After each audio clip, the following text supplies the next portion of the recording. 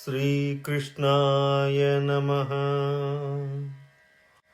ఆత్మ సంయమ యోగములో 6వ అధ్యాయములో 22వ శ్లోకం నుండి బ్రహ్మానందమున ఉన్న ఆ యోగి స్థితిని వర్ణిస్తూ యం లబ్ధ్వా చ అపరం లాభం మన్యతే న అధికం తతః యస్మిన్ స్థితః న దుఃఖేన గురుణాపి విచాల్యతే తం విద్యాత్ దుఃఖ సంయోగ వియోగం యోగ సంహితం సహ నిశ్చయేన యోక్తవ్యః యోగః అనిర్వణ్ణ చేతసా.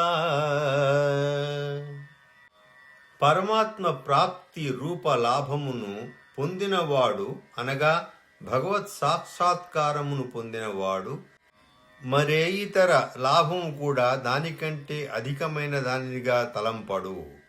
బ్రహ్మానంద స్థితిలో ఉన్న యోగిని ఎట్టి బలవద్ దుఃఖములను చెలింపజేయజాలవు.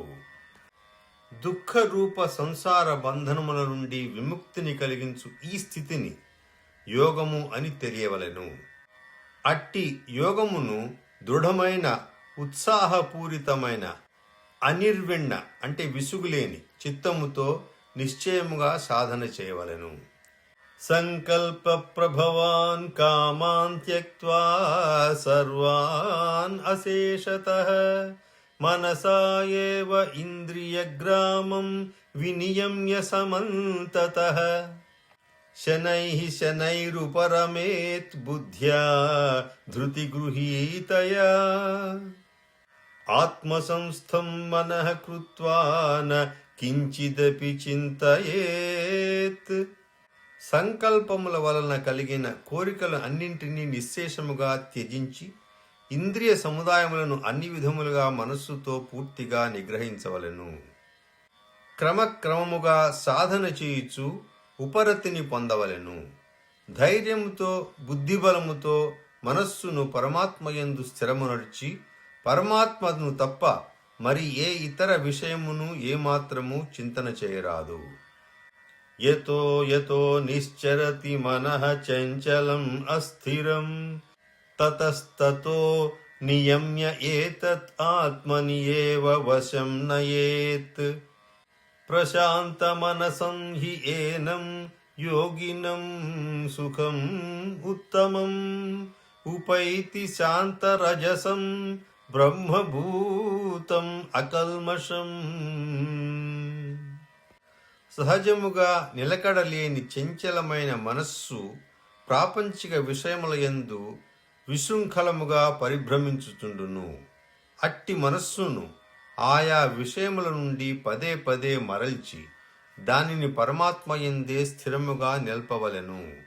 ప్రశాంతమైన మనస్సు కలవాడును పాపరహితుడును రజోగుణము శాంతమైన వాడును అనగా ప్రాపంచిక కార్యములయందు ఆసక్తి తొలగిన వాడును సచ్చిదానంద పరమాత్మయందు ఏకీభావమును పొందినవాడును అగు యోగి బ్రహ్మానందమును పొందును.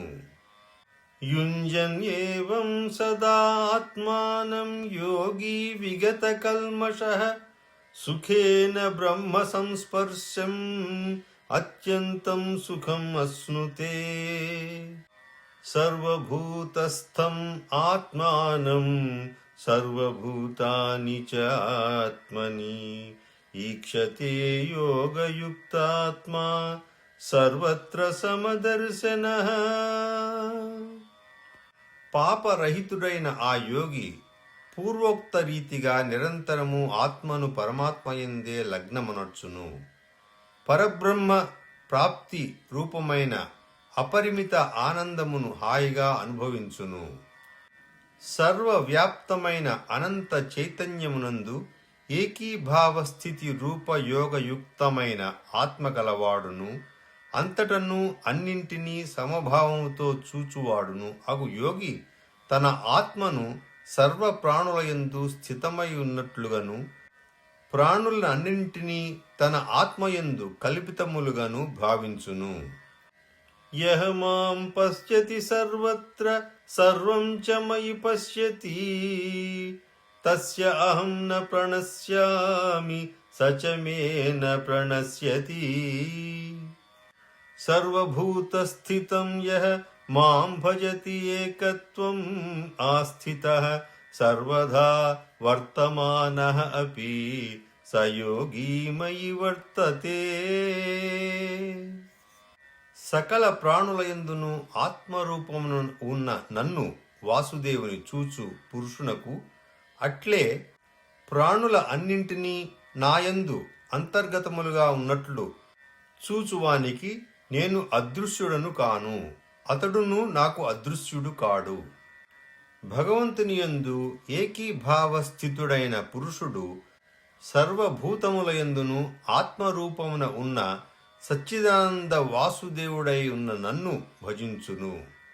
అట్టి యోగి సర్వదా సర్వ వ్యవహారములయందు ప్రవర్తించుచున్నను నాయందే ప్రవర్తించుచుండును.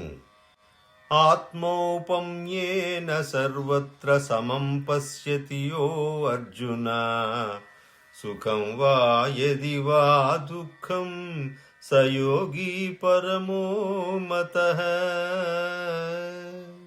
ఓ అర్జున, సర్వ ప్రాణులను తనవలె తనతో సమానముగా చూచువాడును, సుఖమును గాని దుఃఖమును గాని సమముగా చూచువాడును, ఇతరుల దుఃఖములను తన దుఃఖములుగా భావించువాడును అయిన యోగి పరమశ్రేష్ఠుడు.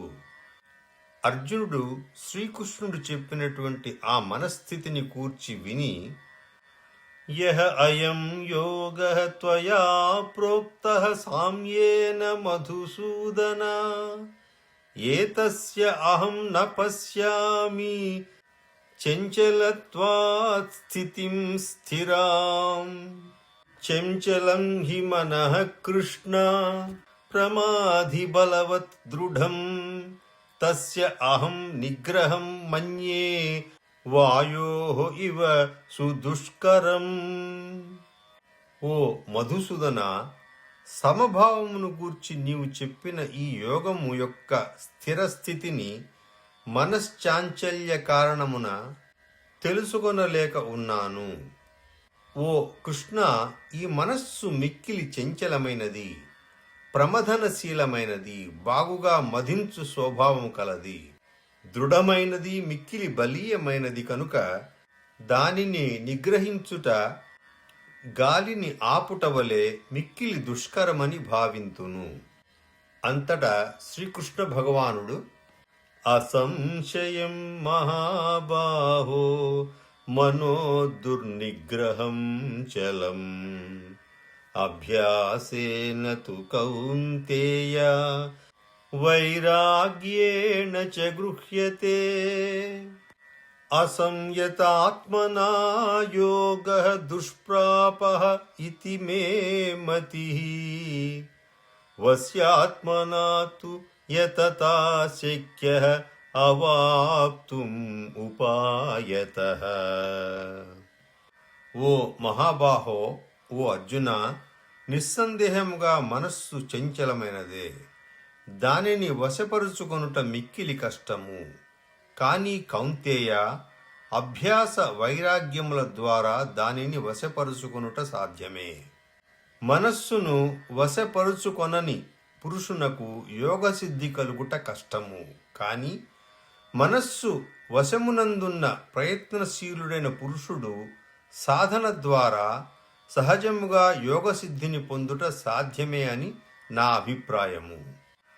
అప్పుడు అర్జునునికి మరొక సందేహం కలిగినది. అయతి శ్రద్ధయోపేతో యోగాచలిత మానసః అప్రాప్య యోగ సంసిద్ధిం కాం గతిం కృష్ణ గచ్చతి. కశ్చిత్ న ఉభయ విభ్రష్టః ఛిన్నాభ్రం ఇవ నశ్యతి అప్రతిష్ఠః మహాబాహో విమూఢః బ్రహ్మణః పథి. ఏతత్ మే సంశయం కృష్ణ ఛేత్తుం అర్హసి అశేషతః త్వదన్యః సంశయస్య అస్య ఛేత్తా నహి ఉపపద్యతే. ఓ కృష్ణ, యోగమునందు శ్రద్ధాధరములతో యోగ సాధన చేయుచు మనస్సు వశమునందుండని కారణమున అవసాన దశలో మనస్సు చలించి యోగ సిద్ధిని భగవత్ సాక్షాత్కారమును పొందకయే మరణించిన సాధకుని గతి ఏమగును? ఓ మహాబాహో కృష్ణ, అతడు యోగభ్రష్టుడు, భగవత్ప్రాప్తి మార్గము నుండి జారినవాడై, ఆశ్రయరహితుడై, ఆలంబనము లేనివాడై, ఉభయభ్రష్టుడై, చిన్న భిన్నమైన మేఘము వలె అధోగతి పాలు కాడుగదా. ఓ కృష్ణ, ఈ నా సందేహమును పూర్తిగా నివృత్తి చేయుట నీకే చెల్లును. ఏలనన ఈ సందేహమును తొలగించుట నీకు తప్ప మరెవ్వరికి శక్యము కాదు. దానికి భగవానుడు చెబుతూ, పార్థ న ఏవ ఇహ న అముత్ర వినాశః తస్య విద్యతే నహి కళ్యాణకృత్ కశ్చిత్ దుర్గతిం తాత గచ్చతి. ప్రాప్య పుణ్యకృతాం లోకాన్ ఉషిత్వా శాశ్వతీః సమాః శుచీనాం శ్రీమతాం గేహే యోగభ్రష్టః అభిజాయతే. అథవా యోగినాం ఏవ కులే భవతి ధీమతాం ఏతద్ధి దుర్లభతరం లోకే జన్మయత్ ఈదృశం. తత్ర తం బుద్ధి సంయోగం లభతే పౌర్వదేహికం యతతే చ తతః భూయః సంసిద్ధౌ కురు నందన. ఓ పార్థ, అట్టి పురుషుడు ఈ లోకమున గాని పరలోకమున గాని అధోగతి పాలుగాడు. ఏలనన నాయన, ఆత్మ ఉద్ధరణమునకు అనగా భగవత్ప్రాప్తికై కర్తవ్య కర్మలను ఆచరించువాడెవ్వడును దుర్గతి పాలు కాడు. యోగ భ్రష్టుడు పుణ్యాత్ములు పొందు లోకములను అనగా స్వర్గాది ఉత్తమ లోకములను పొంది ఆయా లోకములలో పెక్కు సంవత్సరములు గడిపి పిదప పవిత్రులైన సంపన్నుల గృహమున జన్మించును. అథవా విరాగి అయిన పురుషుడు అపుణ్య ఊర్ధ్వ లోకములకు పోకుండగానే జ్ఞానులైన యోగుల కుటుంబములోనే జన్మించును. కాని లోకమునందు ఇట్టి జన్మ ప్రాప్తించుట మిక్కిలి దుర్లభము. అచ్చట ఆ యోగి కుటుంబమున పుట్టిన పిదప పూర్వదేహమున సాధించిన బుద్ధి సంయోగమును అనగా సమబుద్ధి రూప యోగ సంస్కారములను అతడు సులభముగానే పొందును. ఓ కురునందన, ఆ బుద్ధి సంయోగ ప్రభావమున అతడు మరల పరమాత్మ ప్రాప్తి సిద్ధించుటకై మునుపటి కంటెను అధికముగా సాధన చేయును.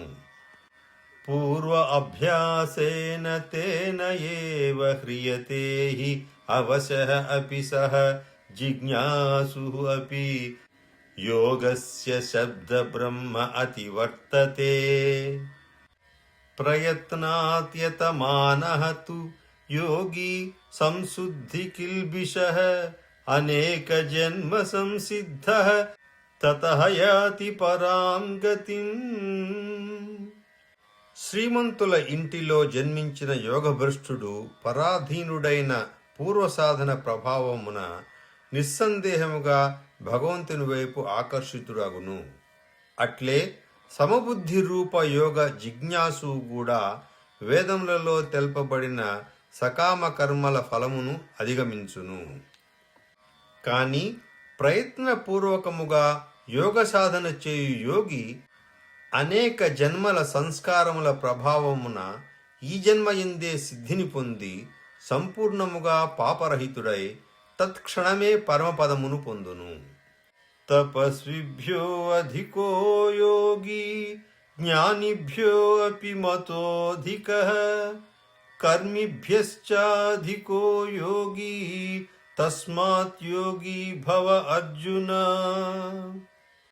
యోగినాం అపి సర్వేషాం మద్గతేన అంతరాత్మనా శ్రద్ధావాన్ భజతే యః మాం సమే యుక్తతమః మతః.